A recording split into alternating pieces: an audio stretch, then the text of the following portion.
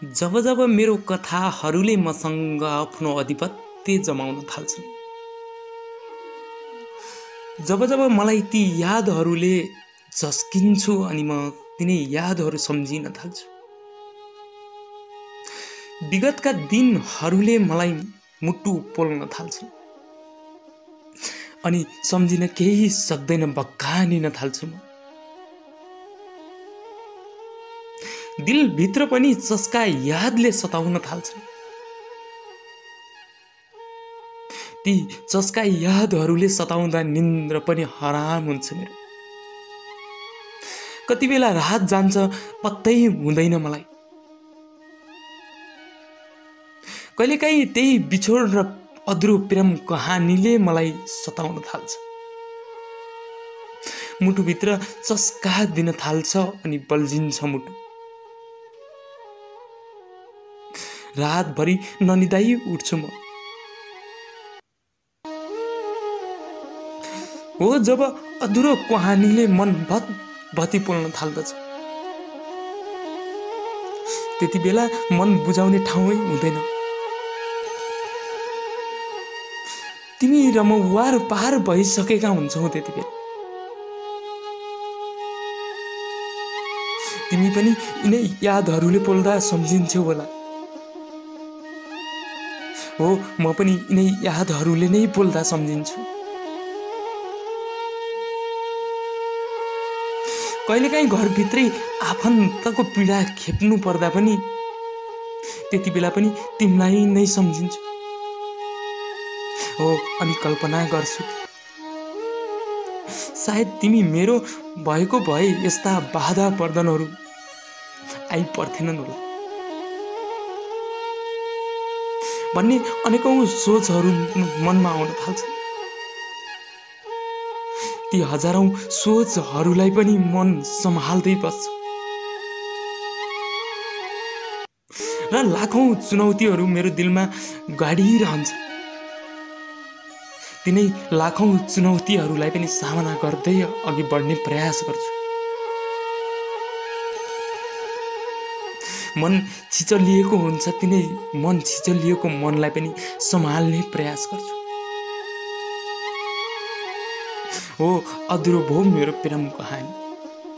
हो अधुरो भो मेरो प्रेम कहानी। दर्शकवृन्द नमस्ते अनि हार्दिक स्वागत गर्न चाहन्छु। तपाईं यति बेला हेर्दै हुनुहुन्छ छड्के अनलाइन मिडिया भने। नयाँ हुनुहुन्छ भनेपछि हामीलाई सब्स्क्राइब गर्नुहोस् र हाम्रो सदस्य बन्न पनि नभुल्नुहोस् र सक्दो शेयर गरिदिनुहोस्। र तपाईसँग पनि यस्तै सत्य घटनामा आधारित गीतिकथाहरू, अधुरो कहानीहरू छन् भने पनि हामीलाई हाम्रो इमेल मार्फत पनि तपाईँ पठाउन सक्नुहुन्छ। र म अन्तिममा तपाईलाई इमेल ठेगाना, फेसबुक ठेगाना, व्हाट्सएप, इमो, भाइबर ठेगाना र इन्स्टाग्राम ठेगाना छोड्नेछु। र आज हामीलाई अधुरो कहानी प्रेषित गर्नुभएको छ धीरेन्द्र बराल मगर्जीले दैलेख कुचापानीदेखि हामीलाई प्रेषित गर्नुभएको छ। र ढिला नगरी हामी उहाँको अधुरो प्रेम कहानीतिर लाग्छौं। सम्झना आयो नलेखी बस्न सकिन। हो कुरा केही समय अगाडिको हो। हामी दुई एउटै गाउँमा जन्मियौं, हुर्क्यौं अनि एउटै स्कुलमा पढेको अनि उकाली ओह्राली पनि सँगै गरेको, घाँस दाउरा मेलापात कुवा पँधेरो पनि सँगै गरेको अनि जिन्दगी पनि सँगै बिताउने भनी कसम पनि खाएका हामी दुईले आज आखिर के भयो कहानी मेरो। हो उनी गाउँ घर छोडी आफ्नो बाबा मम्मीसँग सहर झरिन् र उनी उतै बस्न थालिन् र उतै पढ्न पनि थालिन्। जिन्दगीको गोरेटोमा काहीँ न काहीँ भेट हुँदो रहेछ। तिमीलाई भेट्नको लागि कामको सिलसिलामा म पनि सहर झरेँ। सहर झरेको केही दिनमै तिमीसँग भेट हुन पुग्यो। मलाई पनि थाहा थिएन तिमीसँग यति छिट्टै भेट हुन्छ भनेर। हाम्रो पहिलो भेटमा तिमीले मलाई चिनेनौ। मैले मनै सोचे कस्तो कठोर मन रहेछ। निष्ठुरीको केही महिनामै मलाई भुलिछ। यिनै सोचहरूलाई मैले मनभित्रै तहल्का मचाउन थालेँ। त्यो दिन केही नबोली फर्किएँ। फेरि केही दिनपछि भेट भयो बजारमा। नास्ता खाने समयमा तिम्रो साथमा तिमी र तिम्रो दिदी थियो। हो, म त्यति बेला एक्लै थिएँ। तिम्रो दिदीले मलाई चिन्नुभयो र तिमीलाई पनि चिनाउनु भयो। अनि बल्ल पो तिमीले मलाई चिन्यौ।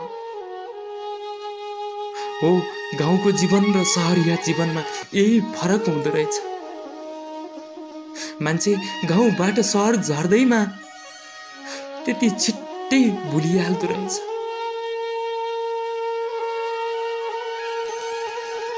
हो, मलाई तिम्रो दिदीले चिनाइसकेपछि मात्र चिन्यौ। अनि मात्र तिमी मेरो सम्पर्कमा आउन थाल्यौ। कुरा गर्न खोजिराख्थे समय मिलाई तिमीसँग, तर तिमीसँग समय नै हुँदैन थियो। हुन्थ्यो त समय राति हुन्थ्यो। राति भए पनि म तिमीसँग बोलेकै हुन्थे। बाल्यकालका कुराहरू पनि सम्झाइरहन्थे, ताकि तिमीले मलाई भुल्ने छैनौ भनेर। भन्ने त गर्थ्यौ तिमी, दिनेन्द्र म तिमी बिना बाँच्न त के कल्पना समेत गर्न सक्दिन भनेर मलाई भनिरहन्थ्यौ। तर त्यो सब तिम्रो झुट रहेछ। तिमीले ती सबै कुराहरू झुट बोलेकी रहेछौ।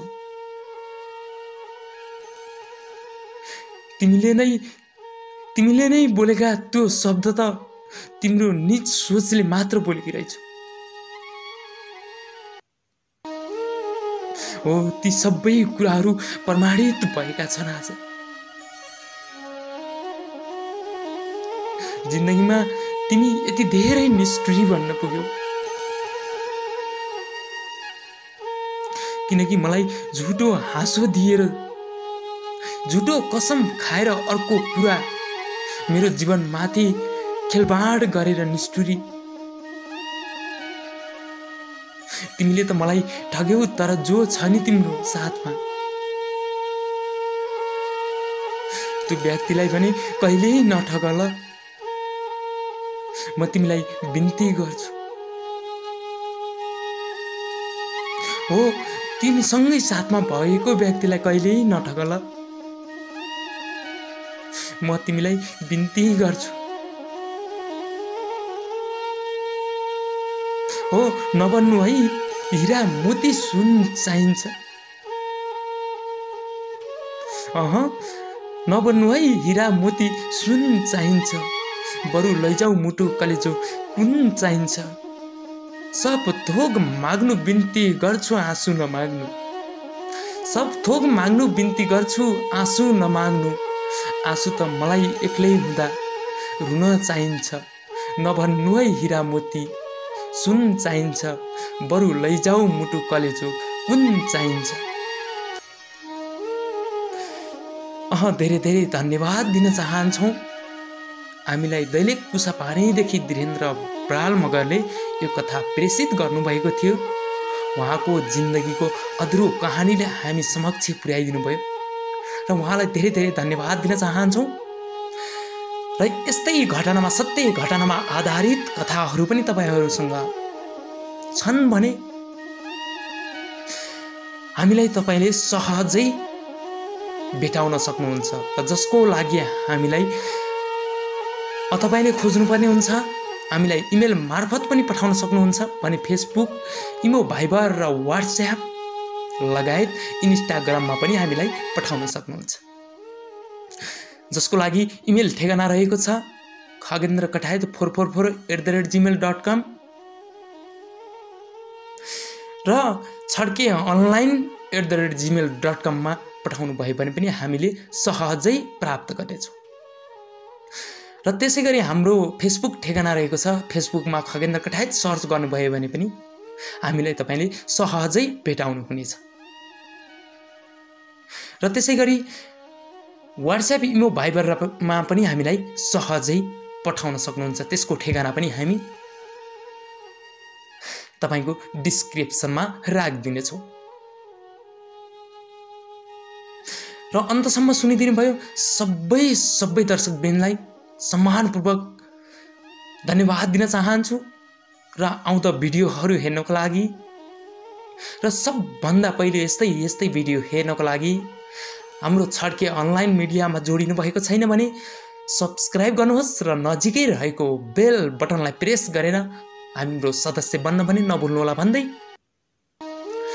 धीरेन्द्र बराल मगरलाई धेरै धन्यवादका शब्दहरू राख्दै हामी यस गीती कथाबाट अधुरो प्रेम कहानीबाट ओजेलिने अनुमति चाहन्छौँ र तपाईहरुबाट म खगेन्द्र कटायत पनि ओजेलिने अनुमति चाहन्छु र बाँकी अर्को कथामा भेट्ने छौं भन्दै छड्के अनलाइन मिडियाको साथमै रहनु होला हवस् त म खगेन्द्र कटायत ओजेलिन्छु नमस्ते नमस्कार